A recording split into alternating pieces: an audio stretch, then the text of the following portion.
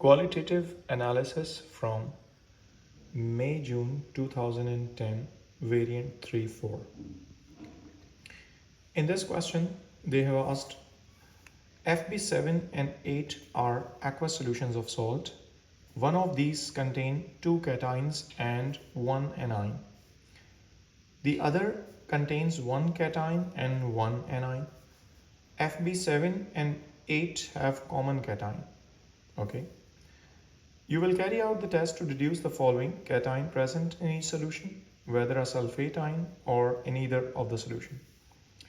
At any stage of the test, you are to record the details of the following: the color changes seen and the formation of any precipitates and the color of those precipitates. Where their gases are released, they must be identified with the test in the appropriate box as usual. You should indicate clearly at what stage in a test the change occurs. Marks are not given for any chemical equations. Okay, it means we do not have to write any chemical equation instead of any observation. No additional tests should be performed, and if any solution is warmed directly with a Bunsen burner, a boiling tube must be used. Okay, so this is the precaution. Now, in the question they have said, use the information from the qualitative analysis notes on page 11 to select a pair of reagent used together to determine whether a sulfate ion is present in either of the solution. The reagents are something followed by something. So in the question they have said so far that there is one of them, FB7 or 8, in which sulfate ion is present. And here they have said you have to select a reagent followed by other reagent to show which of these FB7 and 8 contains the sulfate ion. So for this, we will look at the back. Here in the table of test for anions, we have sulfate and sulfite, 2 tests given as follows. In the sulfate, they have said white precipitates will form with Ba2+, means barium chloride or barium nitrate, any soluble salt of Ba2+. Same is the observation, gives white precipitate with Ba2+, means barium chloride or barium nitrate, for both of these two, sulfate and sulfite. Now, in order to confirm whether the precipitates formed, white precipitates formed, are of sulfate or sulfite, we need to look at the solubility of those precipitates, means we have to add further a strong acid. And if the precipitates are insoluble, means sulfate is confirmed. And if those precipitates are soluble in acid, it means sulfite is confirmed. So the 2 reagents selected from here are barium chloride or barium nitrate followed by dilute acid. And remember, the acid must not be sulfuric because it contains sulfate ion.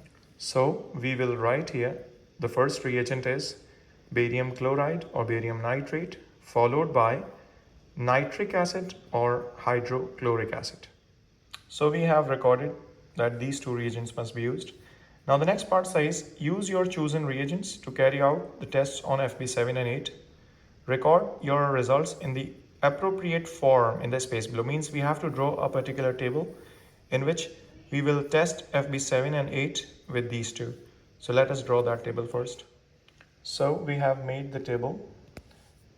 For FB7 and FB8, we will first add barium chloride solution in a 1 centimeter depth of our FB7 and 8 individually, followed by, dotted line means in the same test tube, we will further add dilute nitric acid to see whether the white precipitates formed are soluble or insoluble. So let's perform this test now. So we will take 1 centimeter depth of FB7 first in a test tube.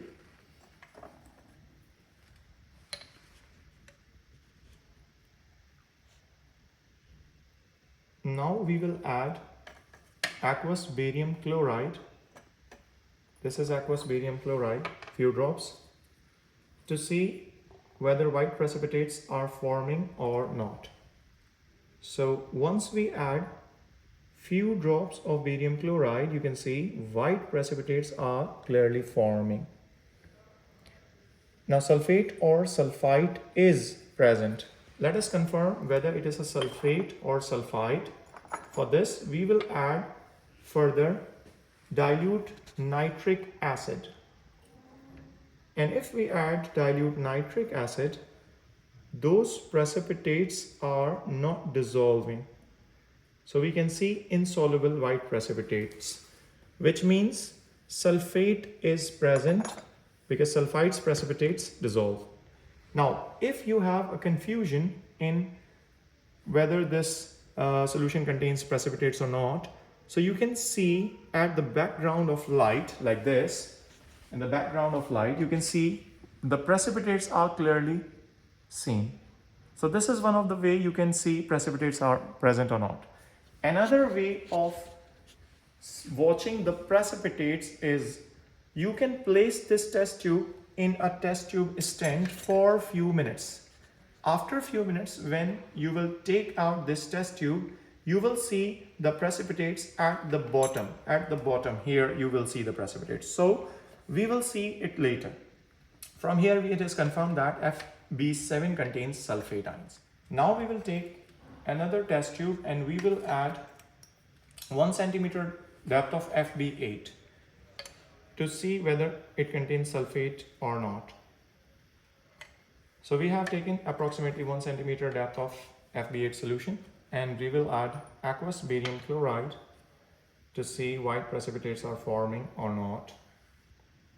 So if we add barium chloride, we can see no precipitates are forming. The solution is still colorless. So it shows that sulfate or sulfite is not present in FB7. So there is no need of adding further dilute acid here. Now we will record this observation in the table.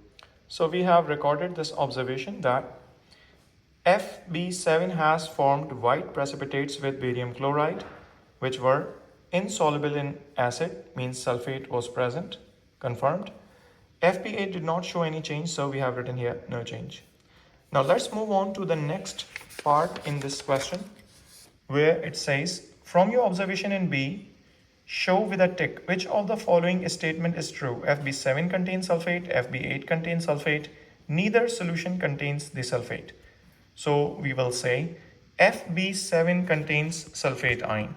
So we will put a tick here in FB7. Now, in the next part, they have said, which explain the evidence that supports your conclusion. So we will write here the test we have performed and the observation we got. So let's write this test and observation here. So we have recorded the evidence that supports our conclusion. Now, let us move on to the next part of this question. Here they say carry out the following tests on the solutions FB7 and 8 and record your observations below. Now in the first test they have said to a 1 centimeter depth of solution in a boiling tube, add 2 centimeter depth of aqueous sodium hydroxide and then they have given you the dotted line. You can see this line is dotted line. Dotted line means you have to continue in the same test tube. Now warm the solution gently. Care is needed when heating sodium hydroxide solution. It means you are testing the ammonium ion. In this way, you test ammonium ion. When you add sodium hydroxide and you warm, it means you test for ammonium ion. And you test the gases evolved by a moist red litmus paper. So first of all, we will perform this test in 2 phases, that is few drops first, followed by excess, and then we will warm. So for both FB7 and 8, we will perform this. And we will see which observations is showing which cations. Now we will take in a test tube 1 centimeter depth of FB7 first to test for the cation. In the 1 centimeter depth of FB7, we will add aqueous sodium hydroxide first.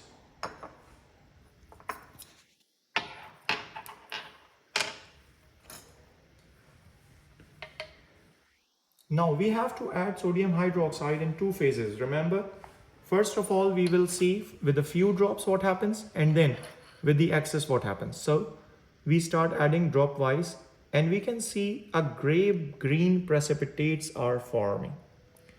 And if we add sodium hydroxide in excess, those gray-green precipitates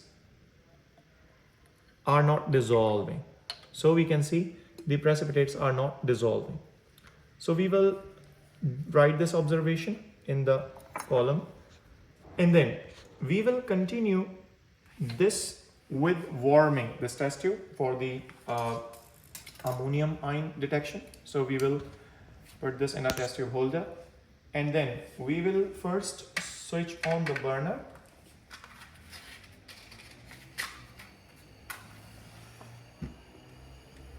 Now on this burner we will test ammonium ion by using a red litmus paper. So now with the red litmus paper, which must be moist, so we will take out this litmus paper. We will moist this litmus paper using the distilled water.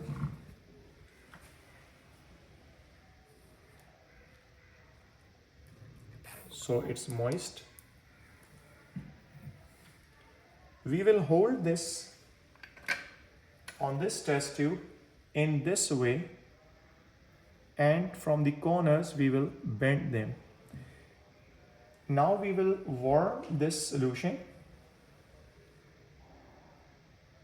and we see if ammonium ion is present, the exposed part of litmus paper must turn blue. And here we can see the sound of gas, and this litmus paper has turned blue. It means ammonium ion is present. So we will write this in the observation. Now we will take the next test tube. We will add 1 centimeter depth of FB8 solution, and again we will test cation with sodium hydroxide. So we have taken 1 centimeter depth approximately. Now we will add aqueous sodium hydroxide,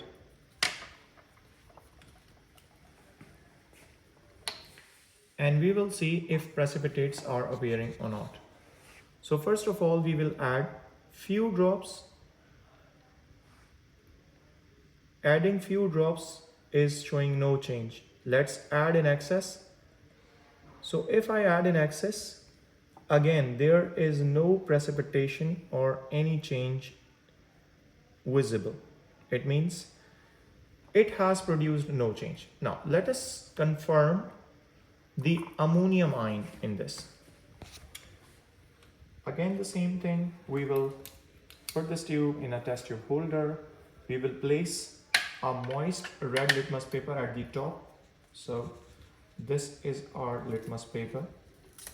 We will moist it first with distilled water, and we will put this litmus paper on this test tube. And remember, we have to see the exposed part of the litmus paper. Now let's warm and see the exposed part of litmus paper. Is it turning blue? Yes, it's clearly turning blue. So from the top you can see the litmus paper has turned clearly blue.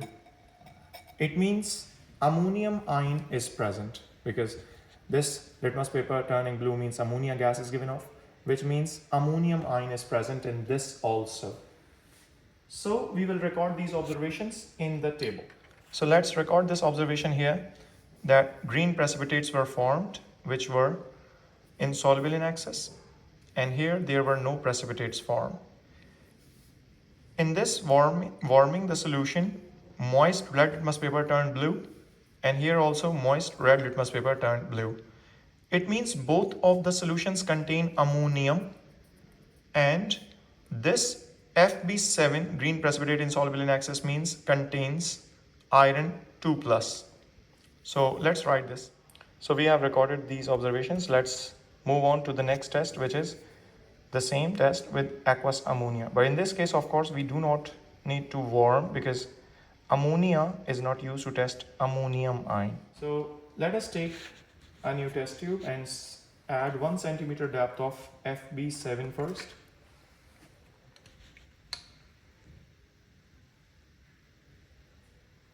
Now in this 1 centimeter depth of FB7 we will add aqueous ammonia, dropwise first followed by excess. So this is our aqueous ammonia solution.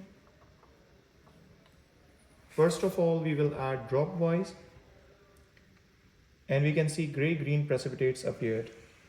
Now let us add in excess, and now those gray-green precipitates are insoluble.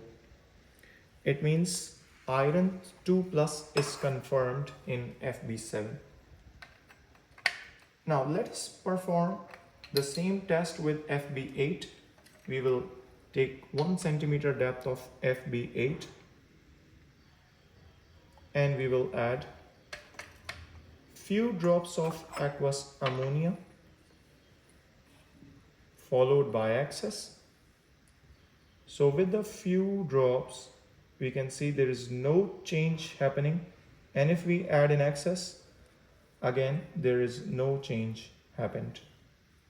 So none of the cation other than ammonium is present in this FB8. So we will record these observations now. So we have recorded these observations and we have concluded that FB7 according to these observations contains Fe2 plus, this one and this one, and according to this observation it contains ammonium, and FB8 contains just ammonium. So the common cation in both of them is ammonium and one of them contains Fe2 plus. Now let's proceed further. In the next part they said to a 1 centimeter depth of FB7 in a test tube, add 1 centimeter depth of sodium hydroxide and leave to stand for a few minutes and then write the observations. So let's perform this test now. Now we will take 1 centimeter depth of FB7 in a test tube and we will add 1 centimeter depth of sodium hydroxide. So here is our sodium hydroxide. We will add sodium hydroxide using a different dropping pipette. Now this is 1 centimeter and we will add 1 centimeter of this sodium hydroxide. And we will put this in a stent and we will observe the change after few minutes. So we have put this in the stent here. Now after a few minutes, like 5 to 6 minutes, if I observe this test tube, we can see the top part is turned into red-brown color.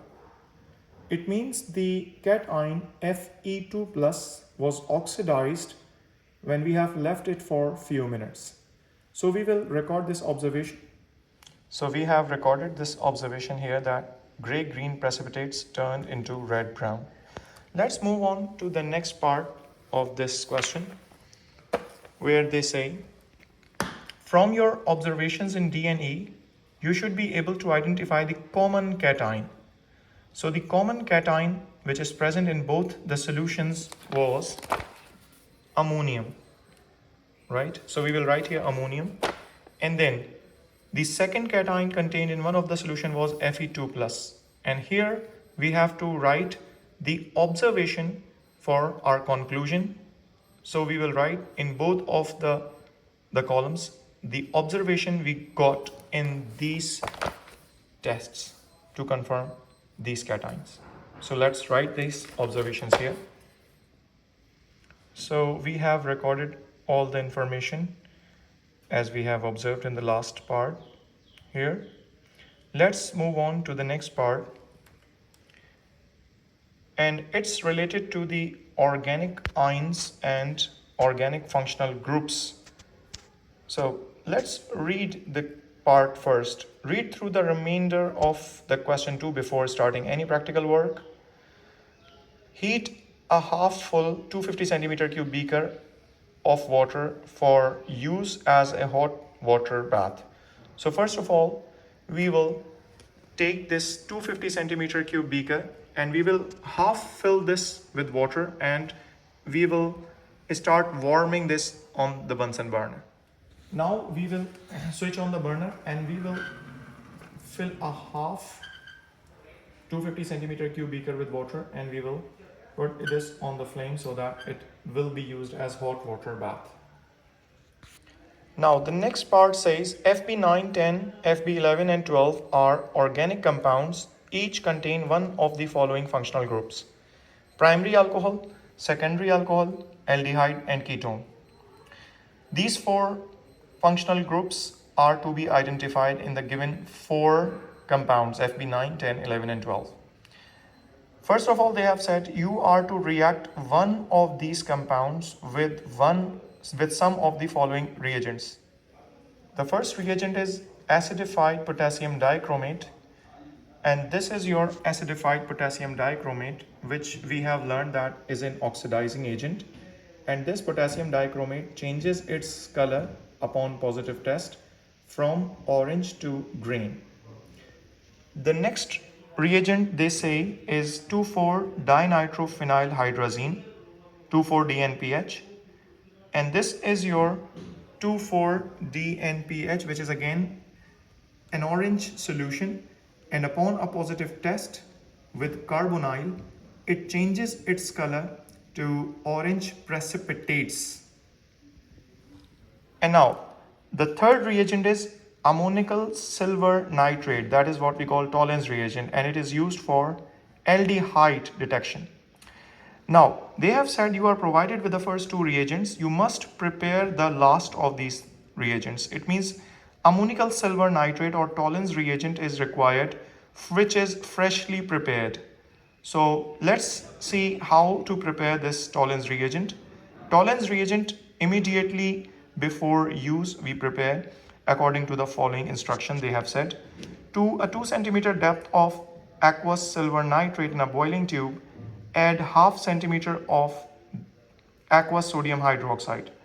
This will produce a brown precipitates. Then we will add aqueous ammonia a little at a time with a continuous shaking until the brown precipitate just dissolve. Do not add an excess of aqueous ammonia. So let's prepare this Tollens reagent now. Now we will make the Tollens reagent. So for that we will take silver nitrate 2 centimeter depth as they have said. So in a boiling tube we will take 2 centimeter depth of aqueous silver nitrate, and it's approximately 2 centimeter depth. Now we will add half centimeter of sodium hydroxide, which means quarter of what you have just added. So quarter of what you have just added, and it will give you brown precipitate. So we will just add a quarter of this, which is here, and we can see brown precipitates are formed. Now they have said add aqueous ammonia little at a time, enough just to dissolve these brown precipitates. So we will add aqueous ammonia slowly with continuous swirling so that these brown precipitates needs to dissolve only. So we will add and we will swirl. We will add and we will swirl. Continuously we see until the solution gets colorless. Now we can see the solution is almost colorless. So this solution can be used as Tollens reagent now. This colorless solution can be used as Tollens reagent now. So we will put this here and we will perform the next test. So the tests are here in the next page. In each of the following tests, add a few drops of reagent to 1 centimeter depth of FB9, 10, 11 and 12, means all the solutions. We have to take 1 centimeter of these solutions in order to test the following. In the test using potassium dichromate and Tollens reagent, if no initial result or reaction is seen, warm the test tube and its content in your hot water bath. There is no need to heat any tube in which you have added 2,4-DNPH. So they have said for 2,4-DNPH we do not need heating, but for rest of the two chemicals, potassium dichromate and tolerance reagent, we might need to warm the solutions in the hot water bath. Do not heat any tube with a naked flame. Now, why do not we need to boil or heat the naked flame? It means because organic compounds are flammable, so they can catch fire. This is why we cannot heat them directly on a naked flame. Now record your results in the space below and do not carry out any shaded box. Okay, so let's perform the first test, which is acidified potassium dichromate in FB9, 10 and 11. So let's perform this test now. Now we will take 1 centimeter depth of all these three solutions, FB9, 10 and 11. So we will take FB9 first. This is our FB9. 1 centimeter depth. We will put it at a side. We will take FB10, 1 centimeter depth. And here is our FB10. Now we will take FB11, 1 centimeter depth.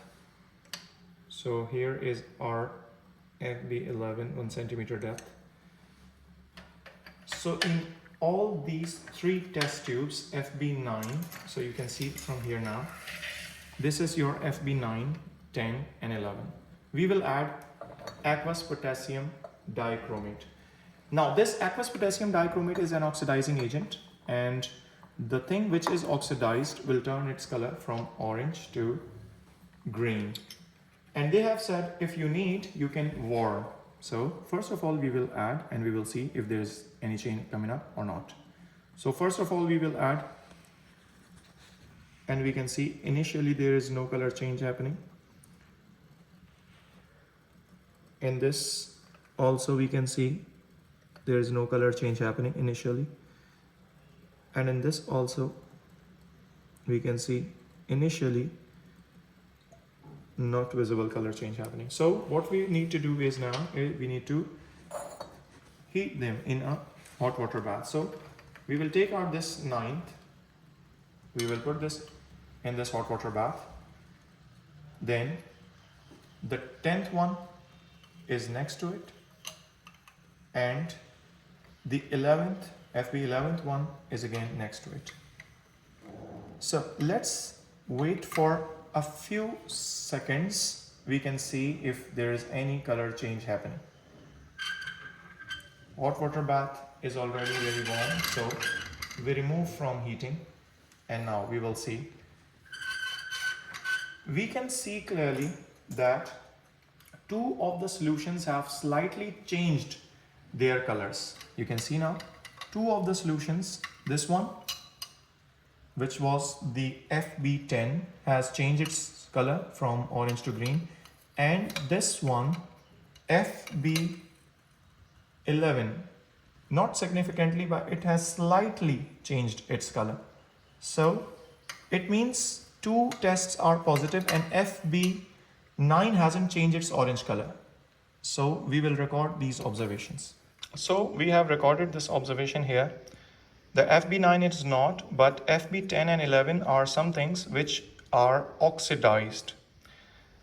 So let's perform the next test, which is 2,4-DNPH with FB9, 11 and 12. Now we will take 1 centimeter depth of 9, FB9,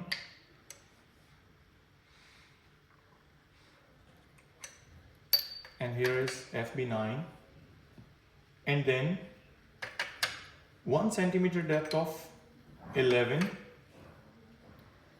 and here is 1 centimeter depth of 11, and then 1 centimeter depth of 12. So here is 1 centimeter depth of 12. So these are the three solutions, FB9, 11 and 12. Now we will add 2,4-DNPH in these solutions. Now we will take 1 centimeter depth of 9 in a tube.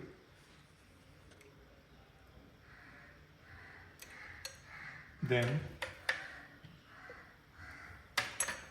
11 in our next tube, and then 12 in the next test tube.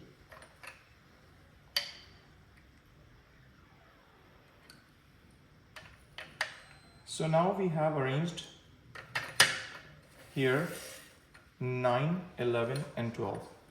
We will add 2,4-DNPH, and remember we do not need to heat this solution.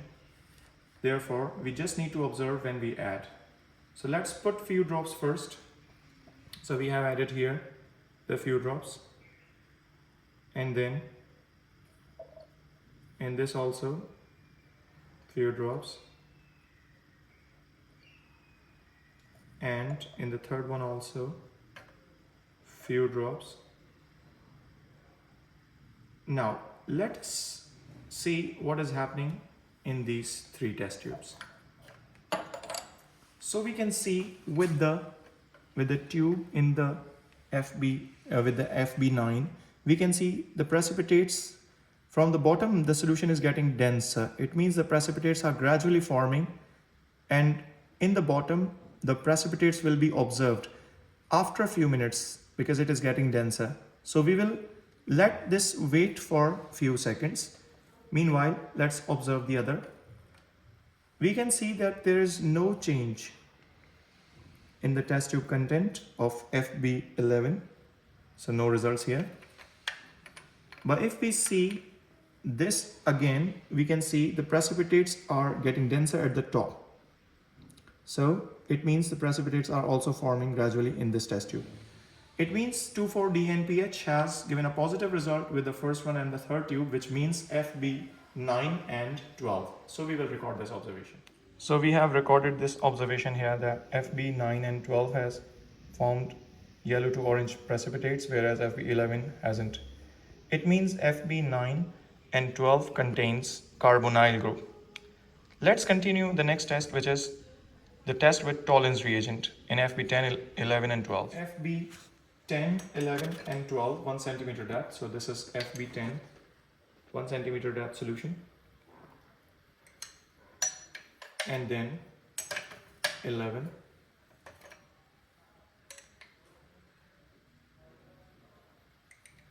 And then 12. This is our 11. And then 12.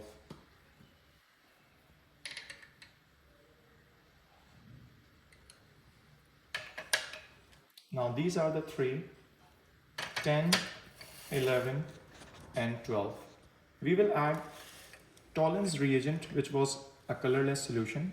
And remember, if Tollens reagent produces black precipitates initially, followed by silver mirror in the test tube, it confirms that the substance is oxidized, and the substance that can be oxidized with this Tollens reagent is aldehyde. So we will put this Tollens reagent slowly in all of the 3 test tubes. First in this, we can see the solution is slightly changed its color, but not black. Then in the second tube, and then in the third tube.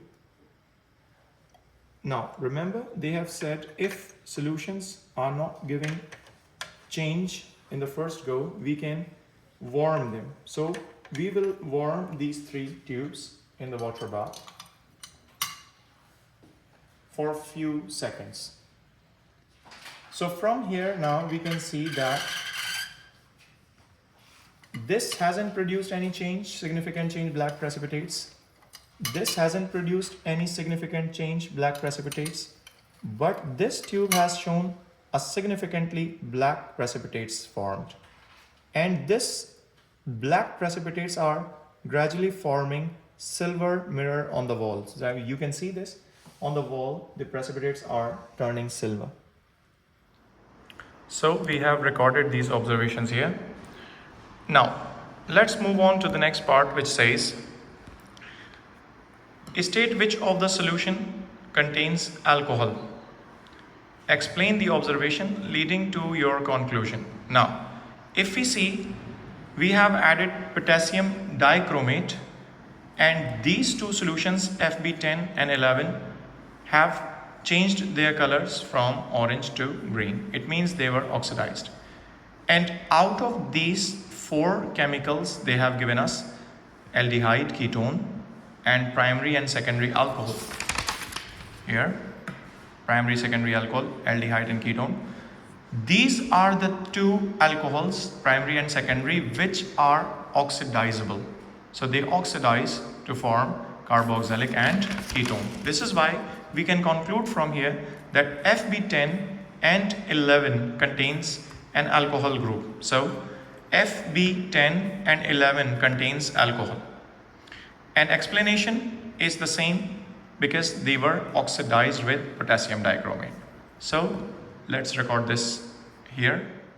So we have recorded this. Let's move on to the next part, which says, state which solution contains ketone and explain the observation leading to your conclusion. Now, this 2,4-DNPH is the reagent used to test carbonyl compound. Carbonyl compound includes aldehyde and ketone. Now, FB9 has given positive test and FB12 has given positive test. With this, it means they are both carbonyl.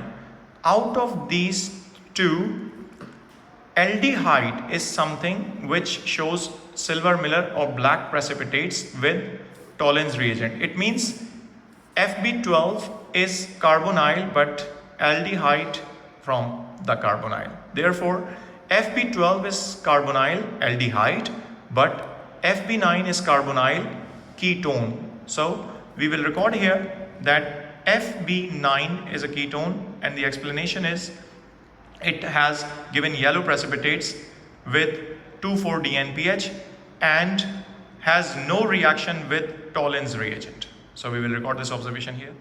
Here we comes to an end of 14 marks question of qualitative analysis, including organic functional groups.